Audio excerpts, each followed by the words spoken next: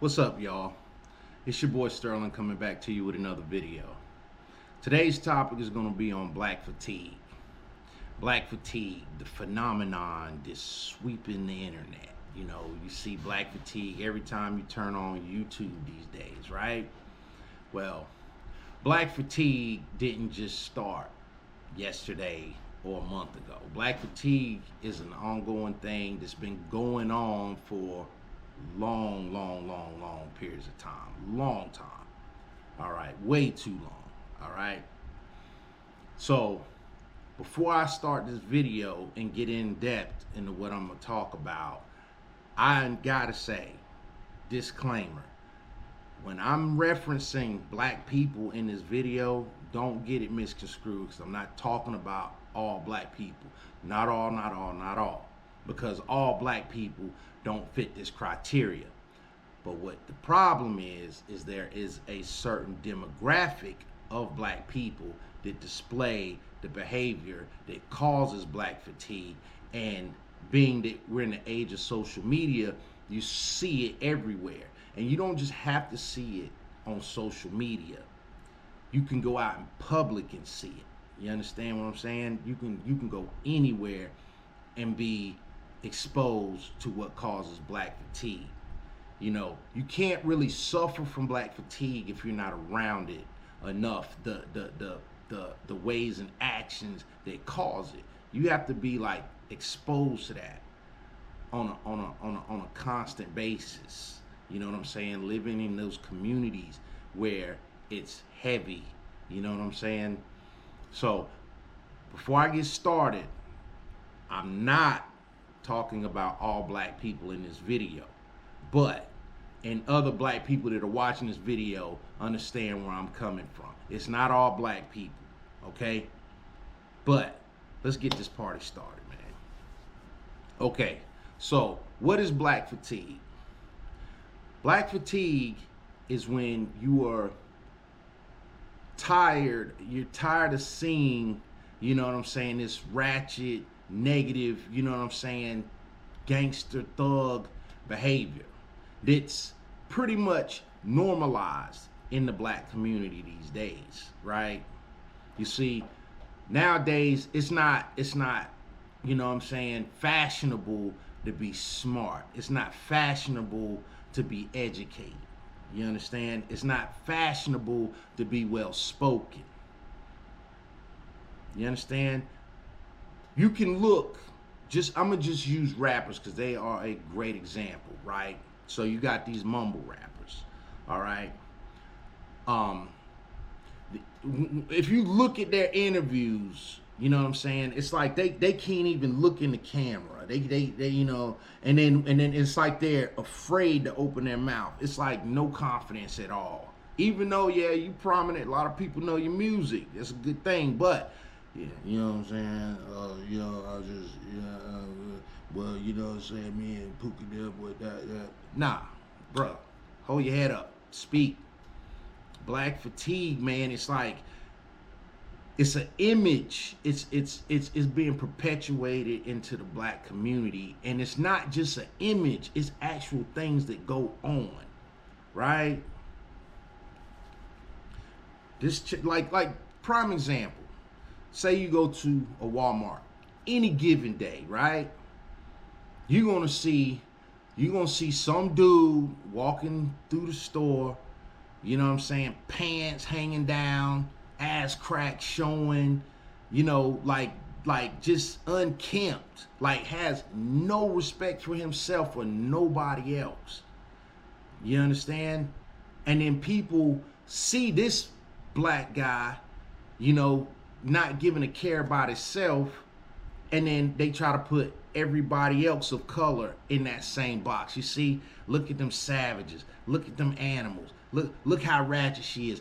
Tell me you've been in a Walmart and you've never seen some chick with her belly out, you know what I'm saying, normal size t-shirt on, belly out, with a bonnet, house shoes with ashy feet. Please tell me that you've been in Walmart and never seen that. Because I've never been in Walmart or any kind of establishment where there are a lot of black people that, you know, that actually patronize the store or shop there. Then I've never seen that. I cannot say that. Every time I step foot in a Walmart, I see that. You understand? It's like no respect for yourself. You could take pictures. We can go back to the 70s. We don't even have to go back to the 30s, 40s, and 50s when black people had self-respect. Black people had a sense of pride. And at that time, they was going through way more than we go through today. You understand? They were going against Jim Crow. They were going against slavery. I mean, you know, you name it. Their challenges were way more severe than what we have to deal with today. Not downplaying the issues that we have today as black people. I'm not downplaying that, but just trust and believe they had it way worse than we got it today. All right? And in my opinion, we don't have it all that bad.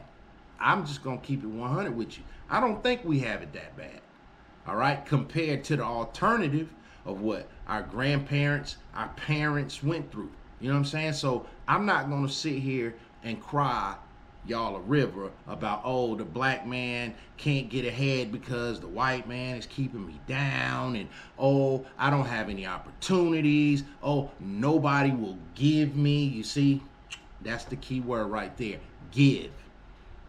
A lot of black people sit back and they wait for somebody to give them something. Like I said, not all. Most black people have a sense of resilience. They're going to go out and they're going to get it. The hustler spirit. You understand? But there are a lot of them that want to sit back and they just want to collect. They don't want to lift a finger. They don't want to earn their keep like everybody else, whether you're black, white, green, purple, Asian, Latino. Everybody goes out and gets it. But you have, now don't get me wrong, like I said, in each demographic there are people that show that same behavior. But like I said, I can't speak on them. I have seen it though through all the different demographics, but I see it more concentrated in the black community where everybody owes them something. You know what I'm saying? I don't have that mentality. If I need it, I'm gonna get it.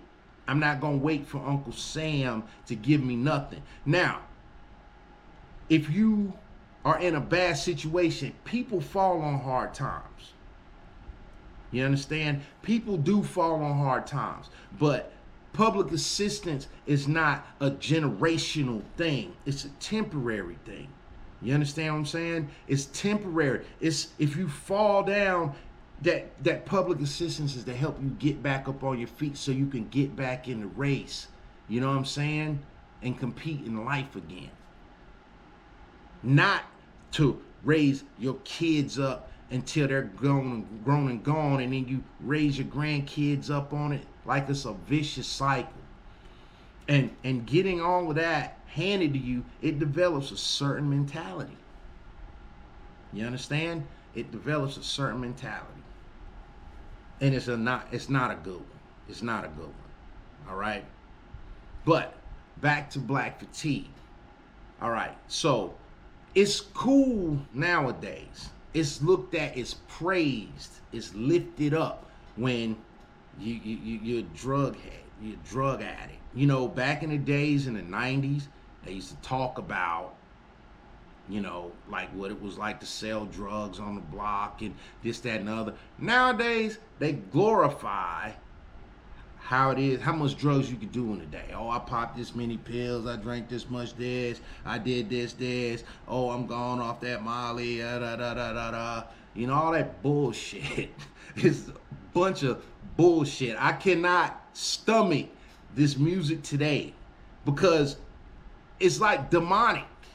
And I know I probably sound like some old man, ancient man from fucking 25 AD, or you know what I'm saying? You know, but I'm not. I'm just aware of what I see every day, and I'm gonna speak on it. It's cool to be a junkie nowadays. You understand? That's what's perpetuated in the black community. It's cool to see how many bodies you caught or how many you gonna catch. You understand what I'm saying? It's horrible. And then you have these little young impressionable black children, whether it's male or female, seeing this, and it's normalized to them. You understand? It's sad when you're kept in a box. You're not kept in a box, you choose to stay in that box. I know people that very seldom step outside of their neighborhood. And there's so much more out there. There's a big, vast world out there. It's so many people that I know that they won't even step out of their neighborhood. And if not the neighborhood, they won't step out of the city. They have no clue of what's going on outside of wherever they're at. They don't have a clue about it. You understand what I'm saying? It's crazy to me. I've been halfway around the world. You know what I'm saying? I've been to almost every state and city in this country. Almost, not all. But I've been a lot of places. I've seen a lot of things. I've experienced so many different cultures, food, you know what I mean? Just anything that other cultures do, I've been exposed to it in one way, shape, or form, all right? And I just think to myself, what if I sat here in this demographic and I never got a chance to see any of that? It bothers me just to even think like that. You understand? But there are people out there, and I'm not saying that you could just get up and go and travel all these places. It costs money. You understand? But try to see even what's in your reach. Just try something new. Back to Black Fatigue. So, like I said, it's cool to be a junkie these days. It's cool to be like the most negative person you could be.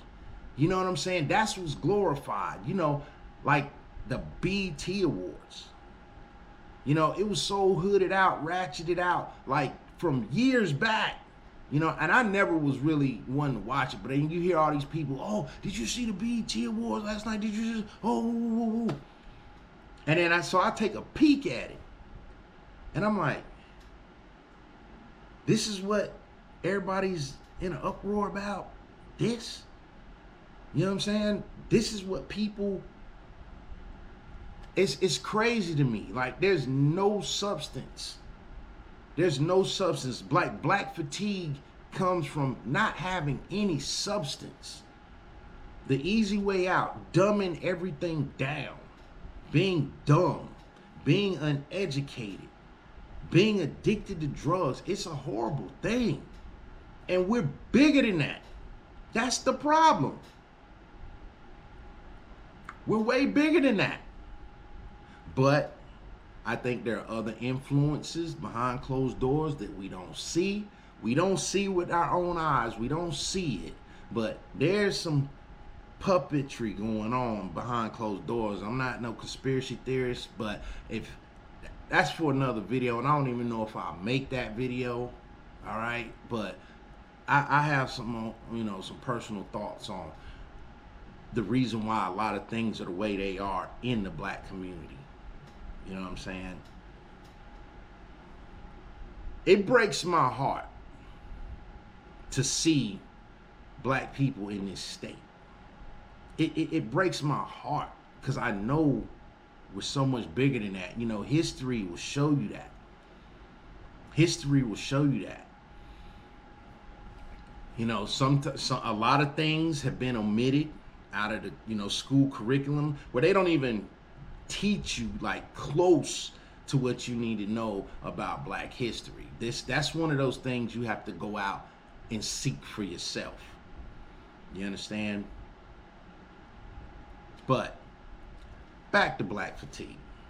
So things that I've experienced in by having black fatigue, things that caused me to have black fatigue. So now I've lived in the hood for many, many, many years. You know what I'm saying? I always remain the same, still humble, still a good guy, still wanting to help people if I was able at that time, right? But living in the hood, Living in the hood, you see a lot of things, and people suffer in the hood. It's a lot of suffering, and a lot of people don't understand that are not black or don't live in the hoods. You know, the less fortunate type of neighborhoods. I don't even like talking like saying hoods, but the less fortunate areas. You know what I'm saying? It's people suffer there. All right. But there are people there that pull themselves up by their bootstraps and they go get it. But then you have these people that are in these, you know, less fortunate areas that succumb to their environment. They submit to it. They don't have that frame of mind that I want better. I'm gonna do better. I'm gonna get up out of here. And when I get up out of here, I ain't coming back. There's some people that are content with being born in that, which you can't help, but dying in that, which they do. They can't help. They have total control over that. They can help that, but they don't want to. Not all, because you have some great people, such as myself. I'm not rich. I'm not famous. I'm not nothing, but I know I'm a good person. I'm a great person. I'm a beautiful individual. And I was raised in the hood.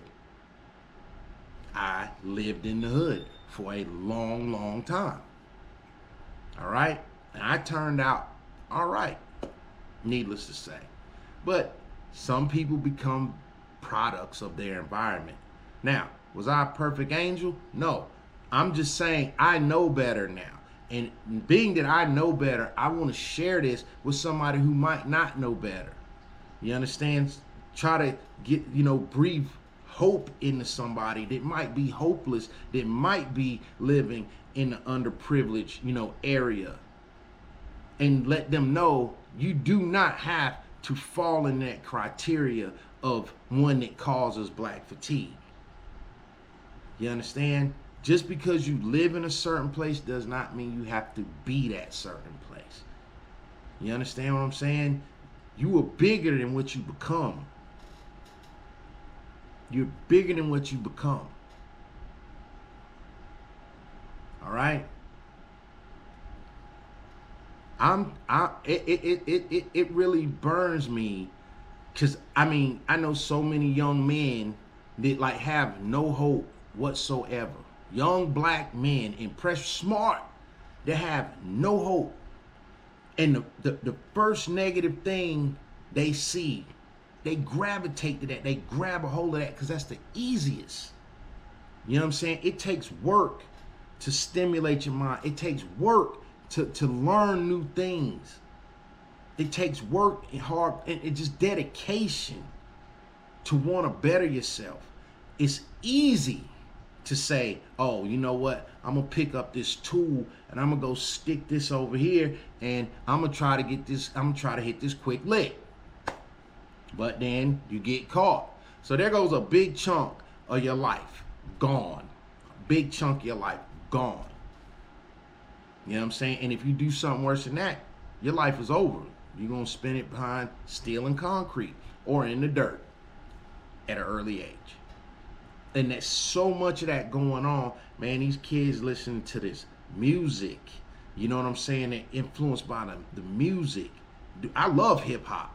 I'm a hip hop junkie. I love hip hop.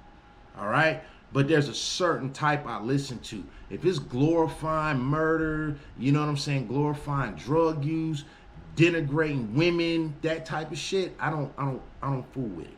I don't fool with it. All right? But there are a lot of talented hip hop artists out there. And that's another thing. Those talented artists, whether you're in any kind of talent, if you're talented and you got something positive to bring to the table, it doesn't even have to be positive or uplifting. But if it's not degrading, you're not putting out degrading art in whatever art form, you take your pick. If it's not degrading, it's not going to get seen. It's not going to get heard. You're going to get very little exposure. But you sit here and you talk about blowing somebody's brains out. You talk about pimping hoes. You understand? You talk about popping pills, you know, how much weed you smoke every day and all that dumb shit. You're going to get heard by everybody. You understand? Because that's what people want to hear. And I can't figure it out why.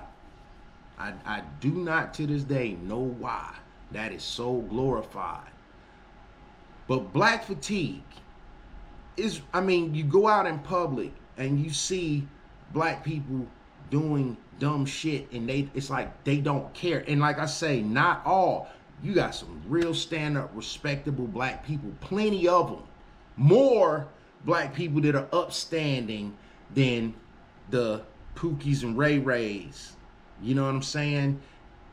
There are way more black people with good sense than the Pookies and Ray Rays and the Kanishas, and you know what I'm saying? It's a lot more upstanding black people. But the problem is